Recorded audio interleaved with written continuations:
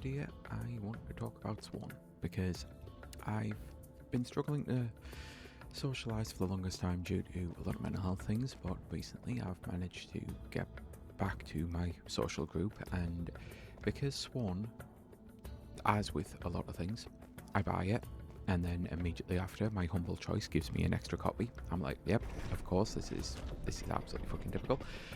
But it also means that whenever games like that actually hit humble choice, the prices of the second-hand market, essentially, for people who trade in these things, it goes down quite rapidly. So I've been able to get Swan for all of my friend group, and we've been playing it a shit ton, as you can probably tell, because if you actually have played this game before, then you understand purely from what I'm wearing that I've played it quite a bit, because this is one of the dragon unlocks that you get, and I've literally just unlocked the Chakram dragon skin. It's amazing. Just right, I'm getting ahead of myself. I'm talking purely about the skins anyway, but the game is a Hades-like, and it's 4-player cooperative, and it's not perfect. It's got some things that are some pretty serious problems, and it's the annoying thing is this could have been absolutely phenomenal. It could have been up there with an actual Hades, but I don't want to shit on it too hard, because at the end of the day, this is it's an indie dev, just like obviously Hades is, but it's an indie dev that's much smaller. The issues that I have with it, you go through standard Hades style of stage to stage, cleaving out enemies, getting boons from deities or fears in this, to be fair, and it's all your standard affair. They've got different things, so this is one of my personal favourites. Gogmagog inflicts stagger on all of my abilities, and stagger is kind of exactly what you expect it to be if you've ever played a Souls game or anything. You stagger an enemy, it means that they get frozen, they can't deal any damage, and you can get so many deadly builds with once an enemy is staggered, you can deal a shit ton of damage to it, extra damage to it, so you can just stand there and absolutely wheel on them. This Cleona is a deity who does weakness, and weak is, as you'd probably expect as well, it makes it so the enemies deal less damage to you, but also it can stack with stagger, and there's so many amazing abilities like that. There's chill, there's venom, there's your standard crit chance deity, there's fire, there's pretty much what you'd expect, and then there's things like backstab, and there's shadow, and there's a lot, and all of it works really well, with the exception of, if you're going for a crit build, you kind of have to commit to going for that one deity, Lu, over and over again, and that can be a problem in multiplayer, because one of my group in multiplayer loves Lu and loves crit builds, but it then forces all of the rest of us onto a crit build. There's certain deities where, until you actually get your ability, so basically you've got in the right corner here, and if I advance then it'll disappear, so I need to stay in this room so I can talk through this. You have primary attack, secondary attack, so that's my primary, obviously I'm throwing Chakram. Secondary, I spin round with the Chakram. Because I've unlocked the maximum capacity of this weapon, I've unlocked all of the things, I can do that. Normally, when you don't have Chakram, you can't do your double attack, well, your heavy attack, because you no longer have the weapons in your hands, but that's one of the things of maxing it out. There's a dash, which dashes do pretty much exactly what you expect them to do from a Hades standpoint as well. All of the dashes just leave like a circle of effect, or you dash into things or stuff like that. You have a spell, which I can't do here, but because I don't have an enemy in range, but this spell for me, I teleport and I basically stab things in the back, and I can change it to be an omnidirectional one. Every character, of which there are 4, has 4 weapons and 4 spells. There's a lot of different combinations that you can do, and there's so many different things that you can get. So the Sword in the Stone that you just saw me get, that gave me an extra Chakram here, but for the cannon, it could be while you're overheated, your heavy attack deals fire damage. There's so many variations. It's impressive the amount of boons that they've got, but because of the amount of boons that they've got, it's why I think some of the playtesting just doesn't work, as I see it, for co-op. There's certain weapons, there's certain builds, there's certain spells I just truly do feel are not viable with co-op, because it either fucks over everyone else in the party, or trying to get the specific thing, it doesn't really work. Or if you've got someone in your party who is actually going for a DPS build and you've got a I need to steer back and stagger thing, then that can be bad. There's other times though when the build that I did yesterday with a friend, she did go for a DPS build, and my job was I just need to stagger things for you so you can kill them fast enough, and it meant bosses. I would stand there, as soon as I got the stagger, she would just take like half of their health. We were absolutely melting bosses. It was brilliant. We unlocked, we got it like a full clear, because this is the other thing that I need to get onto, and I still haven't even mentioned ultimates. I've just realised as well, it's the one thing I didn't mention because I don't have it. You can build up an ultimate meter, and it's just the same as, again, in Hades. You'll get one that deals ice damage, one that turns into a fire cat, one that throws a giant spear. There's just a lot of different ultimates, and right, even though I would want to take the Shadow Dash because I do like it and it's a rare, I will take League of Shadows just to show you an ultimate, because at least I can build that up in the next stage. But you go through 4 areas essentially. You've got what I assume is supposed to be like, I'm going to say a forest, Sherwood, Nottingham type thing. That I don't so much think this place is supposed to be Camelot, because it builds to going to the round table. But you do this area here, and hopefully I'll be able to build up an ultimate, because that's the only thing. You kill things so quickly in the early stages, the chance of me getting the ultimate soon might be slim to none. Even with some extracurricular activity in here, I don't think I'm going to get it. Yeah. Oh, and that's a little treasure goblin, so get that killed for extra loot. But anyway, you go onto a swamp area, you go onto a like docks area, and then you go to what is essentially the round table. And the round table, when you first get there, you will actually have to do the round table. So it's, if you've ever played Hades 2, the ship section, where you're basically standing on the ship, you don't really move, and you get a choice between left and right. That's the way they'll do the Knights of the Round Table here. Then you go on to fight Arthur, and after you kill Arthur, you then get the opportunity to play through again. And playing through again, you get Lancelot appears, and with Lancelot you can do multiple tasks for Lancelot, so that you get 3 gems for a ring, and that allows you to fight the Grail. Now, when you're in Camelot, and I know I've already said a lot of stuff here, but once you've done one clear, you can go on to a fiery ring, which gives you a boss rush mode. And by beating all the bosses in the game, which gives you the first 3 that you'll have played, and then another 3, and I will get back to those 3, because I was sitting there thinking, it's a little odd that there's 3 bosses here that you just don't play. You do, and this is one of the areas where the game had choices. It really did. But I will get to that later. So after the boss rush mode, you then fight Arthur again, and then you fight the dragon version, and that's how you unlock these dragon skins. That is ultimately where I end up doing every time, because there's no real reason to do the Lancelot things.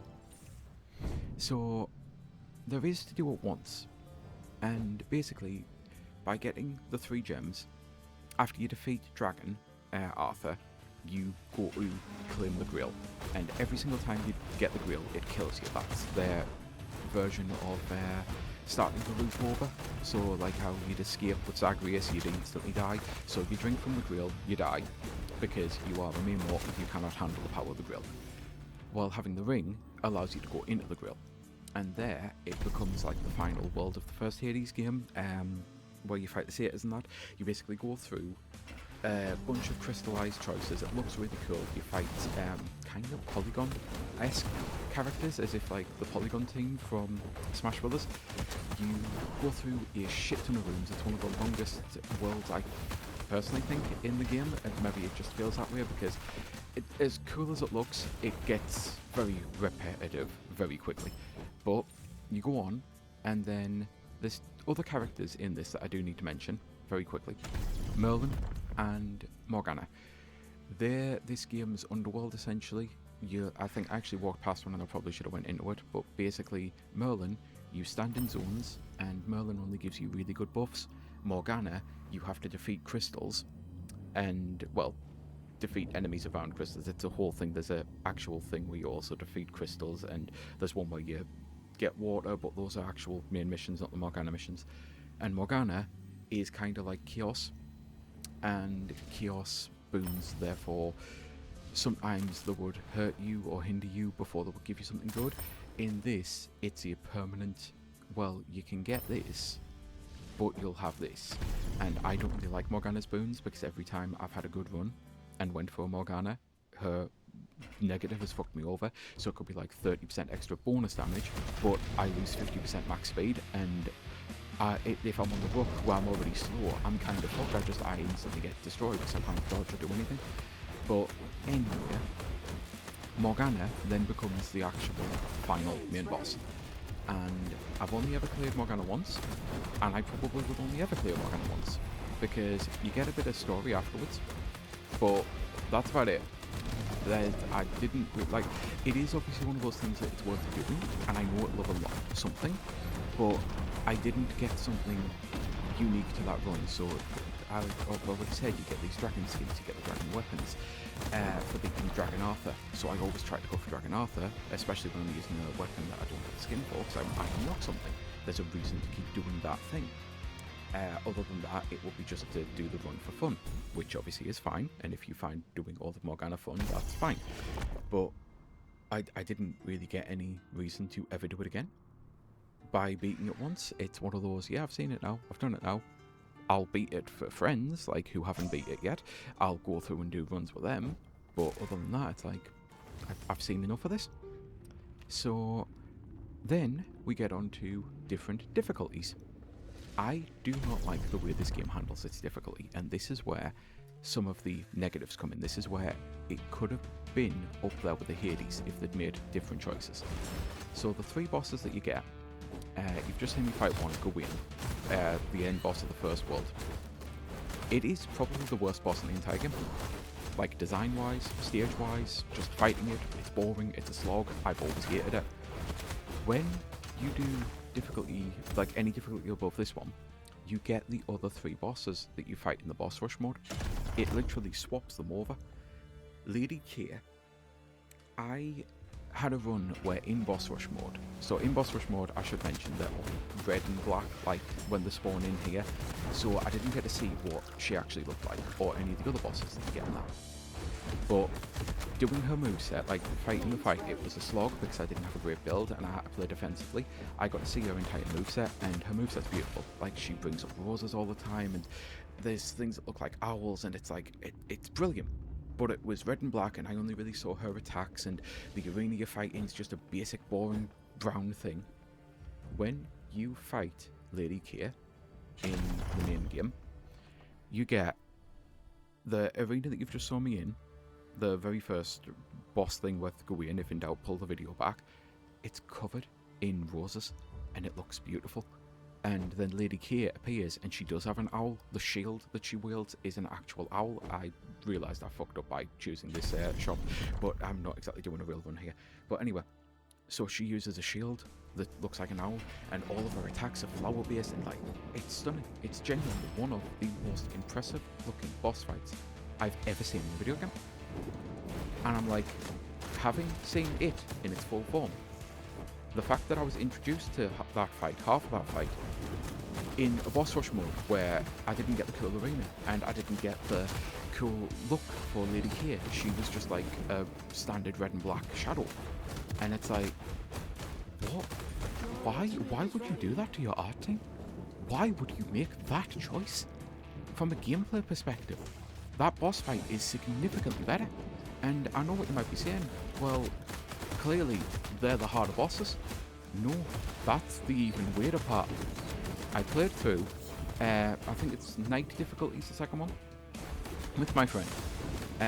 We did one run before I had to shut off because I was exhausted. I'm in the middle of sorting my sleep cycle, and I was just like, I'm too tired to keep playing this. The actual bosses, all 3 of them, because we got up to the grill, we didn't get up to Morgana, we almost got up to Morgana, but we got up, we were like one stage away.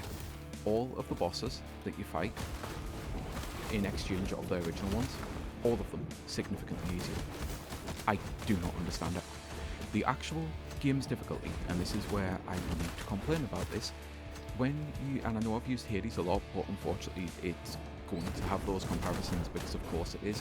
With Hades, you choose heat essentially at the end of a run. You choose what you want to put on for your difficulty modifiers. It's brilliant. It lets you fully customize it, so you can choose things that you find difficult or not difficult. You can slowly build up this, that, and the other. With this, it gives you way too much. It's like going from 0 heat to 20 heat instantly. All of the rooms have a chance to have a curse, and then the curse is usually something bad, and some of them are like 110% chance, which feels a bit redundant. It feels almost as if to say, yeah, just to guarantee it's 100%. Maybe it's because there's certain boons that will reduce the curse, and they want to do 110% so that it guarantees it. But either way, it's every single room, and every single room becomes that much more of a slog. So that then get through the difficulty and thinking this is such a ramp up. I've only went up 1 difficulty level and it feels like I've went up 2 or 3. But then to get the bosses and all the bosses to be significantly easier, it made no fucking sense whatsoever. So again, it's like, why would you do this to your art team? All of the bosses, all of them, and I really do mean this, the 3 separate bosses that you get are better, but all of them are also easier.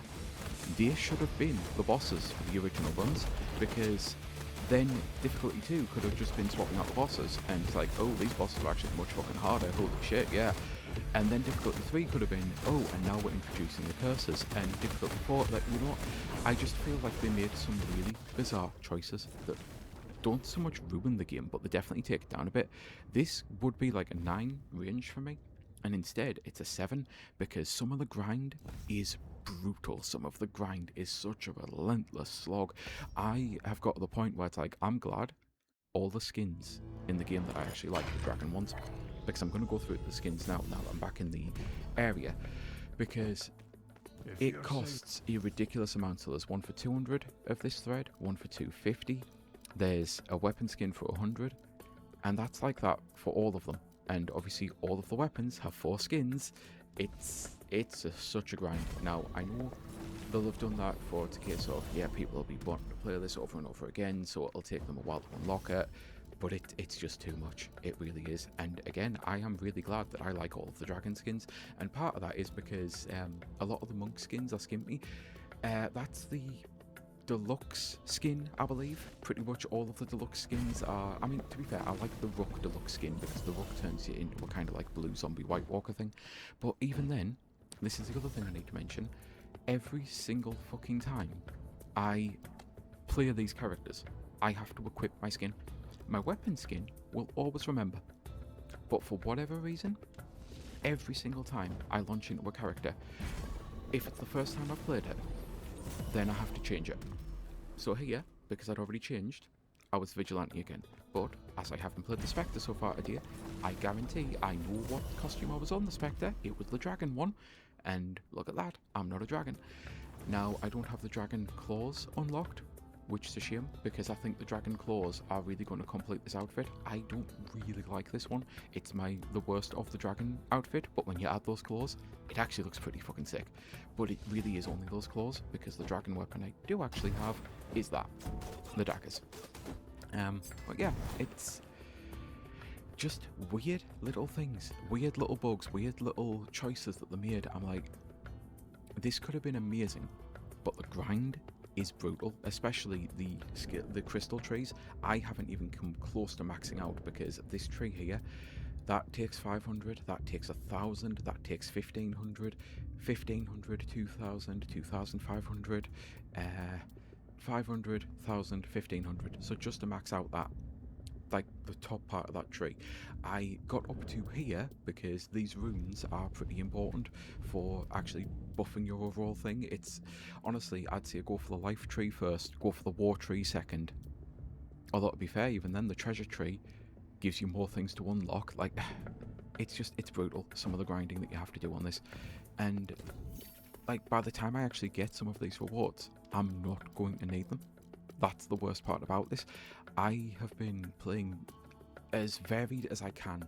I truly have. I've been trying to get as many different blessings as I can, as many different runs as I can, run victories with different things, like, and I'm just, by the time I actually get them, I may not need most of these rewards that I'm actually going to get.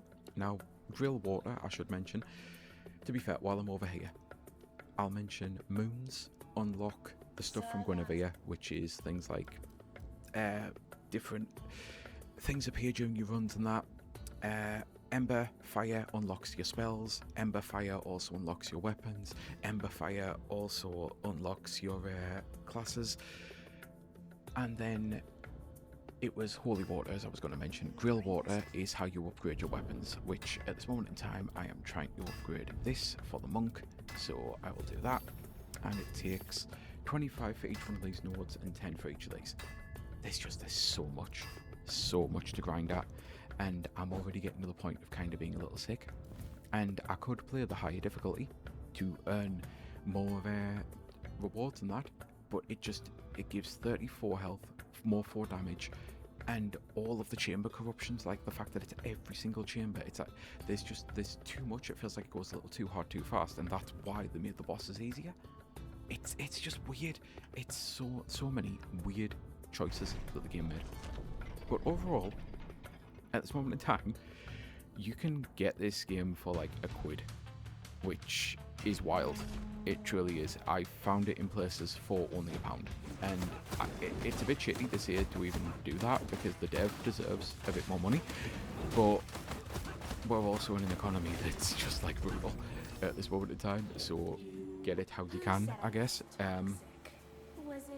As long as you're paying something to it, like buy it in a sale on Steam for a couple of quid, you know, whatever you can do, because it is worth playing through and it's something you can play with your friends.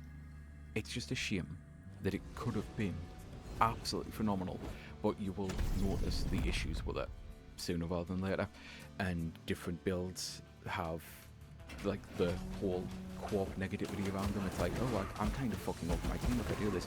There's certain other things as well that I dislike about the co-op, where you always get 2 shops in a stage, but I don't feel there's any reason for that first shop to exist, because you can never really afford anything, and usually your other choice is getting an actual benefit or getting money or something. So I personally would always choose to just go the second shop, because by that time I actually have enough money to be able to afford a boon, get some health, get a horn maybe. I just don't see why you would ever go for that first shop. Unfortunately, one of my friends is like, oh no, I'm getting this build, which means I have to go into here because I have to get this right now. Like, okay, fine. Like, so she always wants to go into the shop when we can only just afford something, and then it means that if one of the 3 items happens to be one of the things she wants, then she has to get it, and yeah, that really fucks you over in co-op. But it's because she's trying to get 3 things straight away, because the way this game works, if you are going for a very specific build, you have to get your medium, like your light attack. There, I am struggling, and I'm ending this video soon anyway. You have to get whatever this is, so like the primary attack, your heavy attack, you have to get them out of the way, because so let's say here, I want a stagger build, so I need to go for Gogmagog. You've already seen stagger though, so you know what that looks like. I've already picked it. But let's go for, my friend is insisting that we go into the room that's map, and I go into this map here, and okay, I actually knew this would happen. I'd get 3 things I want, but this is why I get this here. So let's re-roll. Oh, look at that. My friend needs venom, absolutely needs venom, and the only thing she can get is the spell. Well, she doesn't really use a spell that much, so she needs venom. So re-roll once again.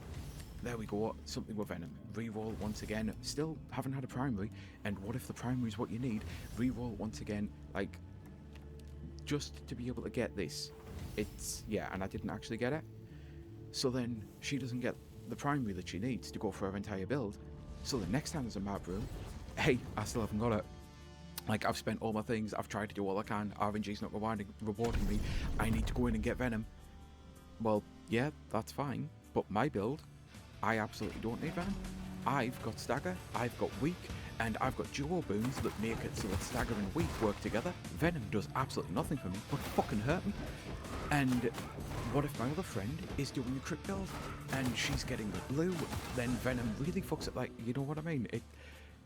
The co-op side of things, I wish, just for co-op, instead of giving you the guaranteed rooms like that, I wish for co-op it only give you the fear banners so that you always get a choice, because then at least that way it would be fairer. I feel you're still all at the mercy of RNG, but it would also stop people going in and forcing builds on you, because it's like, just because you want to do that, that's the thing that I don't understand. That's what I'm trying to convey to my friend here. I never at any point go into this game with a build in mind. I go with, well, let's see what I get, you know? Now, I do like stagger, so I do always take this Gog Magog potion so that when I go for a fear banner, it gives me a guaranteed Gog Magog. But my entire build doesn't need to be Gog Magog. I can get literally one of every fucking deity and still have a very, very successful build. But she's like, no, 100%, I want Oberon, so I need every single Oberon available. It means whenever Oberon's a choice, we have to choose it because I need Oberon. Like, that just doesn't work for me in co-op. I wish that the developer would have just instead been like, you know what, we'll just make everything fear banners for co-op, so that way you just have to go with the flow. And obviously, this is a personal human thing. This is I'm trying to actually have a discussion with this human and trying to say, hey, any chance he could be just like a little less selfish in a multiplayer game? Because the first time I played with the three of us, she only wanted loot. And literally, me and my other friend, we don't like loot at all. Like, we don't like crit builds. So the fact that she only wanted Lou, we were all basically forced on a crit build, and she was doing amazing and thriving, and me and my friend were getting absolutely wins. And it's like, oh, I really thought we'd do well on that run, and it's like, really? Because we knew as soon as you were forcing us down this fucking path that we weren't going to do well, because, like, we're using weapons that don't even go for crit builds. She was using those daggers that I showed you earlier. The daggers have 5 attacks standard. You can make it up to 7 basic, and then you can get other things like these Merlin runes here. You can give yourself 2 extra daggers, or the anvils can give you 2 extra daggers, and one of them can either way. I have had a build where I think I've had up to 13 daggers before or something. It was ridiculous. On a crit build, that's great, because you've got 13 attacks, every one of them can crit. I was using the cannon. The cannon fires so brutally slowly, and you only actually get 4 shots before you have to then cool down. My other friend was using the staff from the monk. The staff is slightly faster than the cannon, definitely not good for a crit build though. So it's like, by forcing us down that path, we were completely fucked and dealing nothing.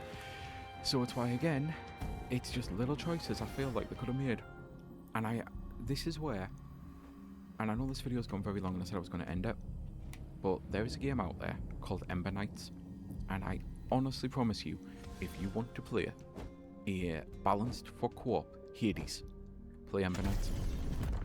It's exceptionally good. The way that the game works, the way that it runs through, I actually will have to do an Ember Knights video now after this, because otherwise this video will go on too long. So you know what, that's why I'm going to end this, and I'm going to say I've been Sky Felicia. Until next time, I truly do hope you have a great rest of your day.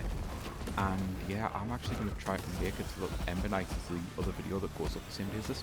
So yeah, that will be its own video, because I do need to end this, and that will turn into one of the 20-minute hyperfixations.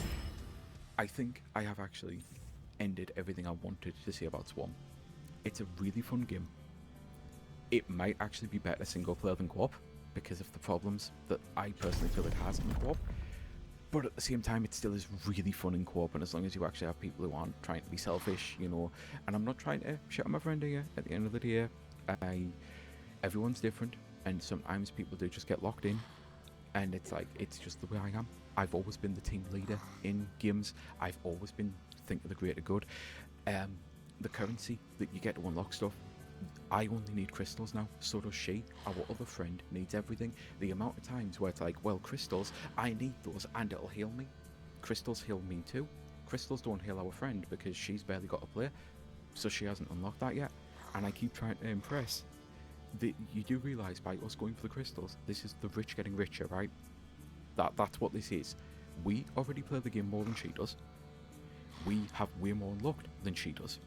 So by constantly going for the things that we want, all we're doing is fucking her over. So I understand crystals help you, And crystals help me.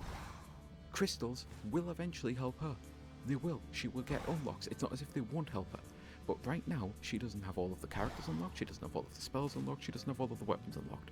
So why would we choose crystals when right over here is Ember Fire, which is what she needs to unlock all of those things? And it's stuff like that that I keep trying. I am always the think of the person who doesn't get the time to play this the most, think of the person who needs things. I will always do my best to make sure that everyone's needs are being met, not just one person. That's just the way I am. My friend, on the other way, is like, I'm used to playing single-player games, so I choose what works for me. And it's like, yeah, I understand you're used to playing single-player games, but you're not playing a single-player game anymore. So just please get into a different mindset, because it's not just all about you. Right, anyway. Until next time, bye.